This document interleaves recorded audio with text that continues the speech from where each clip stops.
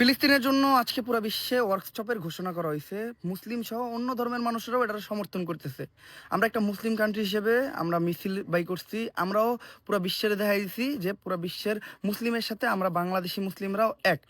এর ব্যতীত আমাদের যেটা করণীয় সেটা হইলো আমরা আমাদের এই মিছিল নিয়ে যাইতে পারি সেই দোকান বা সেই বড় বড় শপে, যেসব শপে ইসরায়েলি পণ্য পাওয়া যায়। তাদেরকে এটা বুঝাবো, জোর করবো না।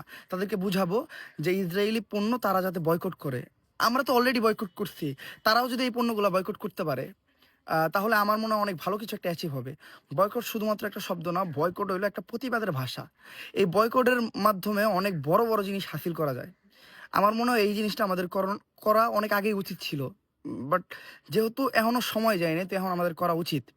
আর এই বয়কটের মাধ্যমেই আমরা, মানে আমরা তো কোনো না কোনো একটা অবদান রাখতে পারি। মিছিলে কি হবে? মিছিলে না আমাদের ধ্বনি তাদের পর্যন্ত পৌঁছাবে, হয়তো পুরো বিশ্বের মিডিয়ায় নিউজ হবে যে বাংলাদেশ ছিল, কিন্তু এর ব্যতীত আমরা কোনো কিছু হাসিল করতে পারবো না। কিন্তু আমরা যদি এই বয়কটের ডাকটা দিতে পারি আর সম্পূর্ণভাবে এটা যদি সবাই মাইনে চলে, তাহলে আমার মনে হয় অনেক বড় কিছু একটা হাসিল করা সম্ভব।